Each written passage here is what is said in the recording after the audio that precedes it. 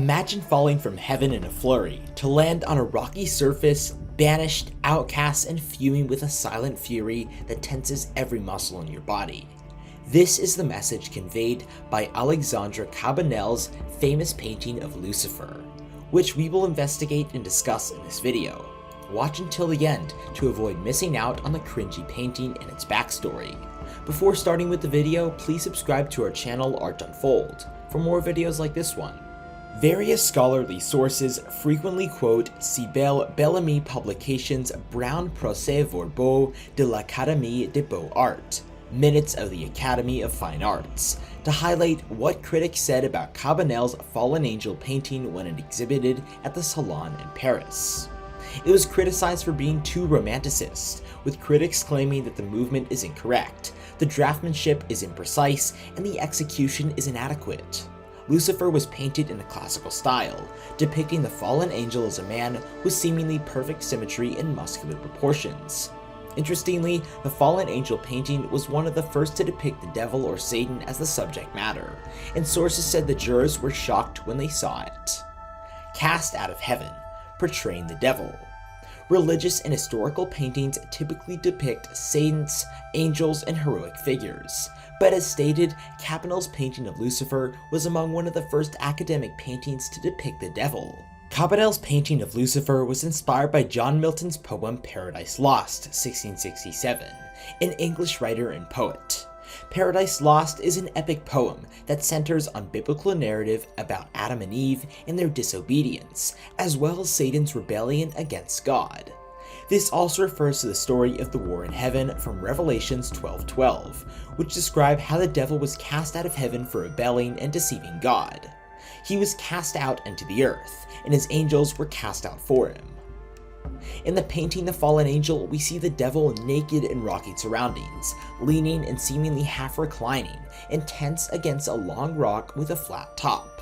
He appears elevated because there are signs of mountainous region in the background, and he could be on top of one of these mountains.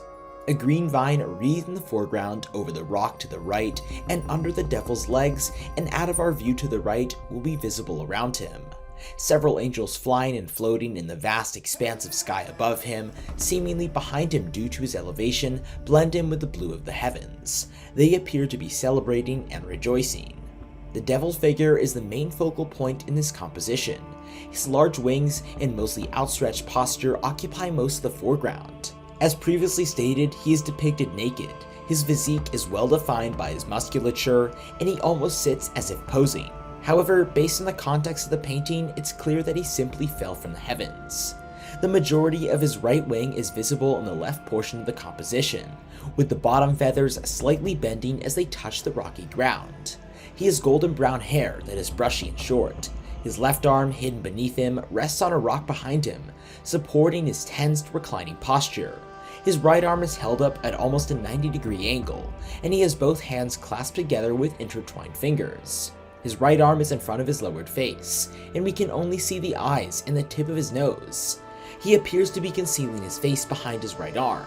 His right eye, our left, is mostly visible, with one large teardrop falling from it. If we look closely, we can see another teardrop from his left eye that is more hidden and shaded. This brings us to another important aspect of this painting of Lucifer, his scowling expression. His gaze is fixed ahead of him, and he speaks 1,000 words without saying anything. He's angry, defiant, and wrathful, and given the circumstances, he appears to be smoldering about what has just happened to him.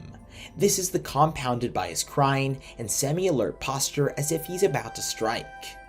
Shape and line. The Fallen Angel painting appears to have a harmonious interplay of lines and shapes, emphasizing horizontal and curved lines. For example, the devil's shape in the foreground appears to be echoed in the collective shape made by various figures in the background. Furthermore, because the devil's large wing, which arches its way from the rocks in the foreground to the heavens, the left side of the composition is more rounded and closed, almost connecting the lower and upper portions of the painting. The painting's right side is open, displaying a gap with limited view of the landscape beyond the darkened clouds. Curved lines can be seen in the devil's wings, foliage, and physique, which also has a mix of vertical lines in his upper torso as he sits half up with his posture. Color and light. In the Fallen Angel painting, there's a color contrast. The foreground appears darker, with the devil's central figure set against the rock's dark browns and the dark greens of the wreathing foliage around him. He also has a lighter skin tone in comparison to the dark background.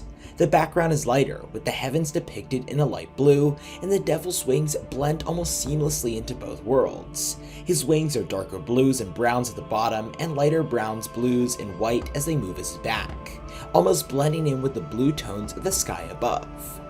Cabanel's painting of Lucifer does not use harsh colors. Instead, there's a harmonious interplay of soft colors as well as light and shading, creating an overall unity of color and value.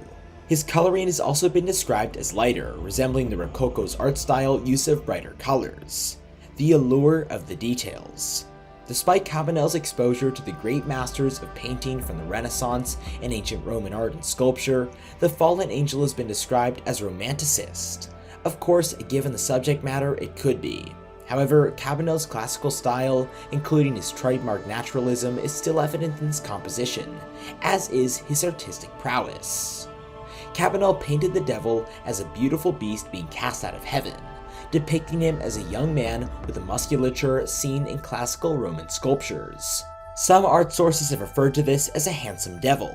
The painting of Lucifer, which has been widely reproduced, has almost become a poster boy for beauty, a visual representation of the bad boy that so many swoons over and still do. This beauty, the 19th century French rendition of an age-old biblical story, is in the details. About the painting. Alexandre Cabanel. Alexandre Cabanel was born on September 28, 1823 in Montpellier, France, and died on January 23, 1889 in Paris, France. He was interested in art from a young age and continued his studies at École des Beaux-Arts when he was 17 years old, where he also taught. He was a well-known academic painter and art teacher with hundreds of students in his day. His first exhibition was at the Paris Salon in 1844, and he remained active in the Salon, eventually becoming one of the juries. He was awarded the Grande Médaille d'Honneur in 1865, 1867, and 1878, and he won a Prix de Rome scholarship in the 1840s. His painting style ranged from portraits to historical, classical, and religious subjects. Cabanel painted the Fallen Angel in 1847, when he was 24 years old and living in Rome after winning the second first prize for the Prix de Rome, a scholarship for French artists to live in Rome for several years to study the classical masters from antiquity.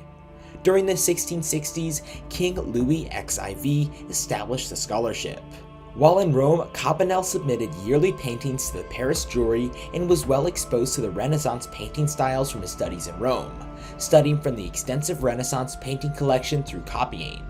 Among others, he was said to admire the Renaissance painter Raphael. Cabanel also studied under François-Édouard Picot, who studied the neoclassical painter Jacques-Louis David. Some of his other works, such as The Death of Moses, 1850, are inspired by Renaissance painters Raphael and Michelangelo. Another well-known painting is Cabanel's The Birth of Venus, 1863, housed in Paris' Musée d'Orsay. This painting is considered one of Cabanel's masterpieces from the French Academy art style, and it drew a lot of attention from critics when it was shown at the Paris Salon. However, according to legend, Emperor Napoleon III also purchased it himself. Cabanel painted portraits in addition to his academic paintings of mythological and biblical figures, and he became a successful and sought-after portraitist. He is said to have painted over 200 portraits, most of which were of women. His portraits also included several wealthy American patrons. Cabanel's art career expanded after he returned to Paris from Rome. During the 1850s and 60s, he became a portraitist and received commissions to paint the ceiling and wall panels of the Salon de the Perrier mansion. Cabanel also painted the ceiling and decorated a room for Constance, a wealthy businessman. Well, what do you think about the painting? Let us know your thoughts in the comments down below. Please like, subscribe to Art Unfold. For more videos like this, thanks for watching.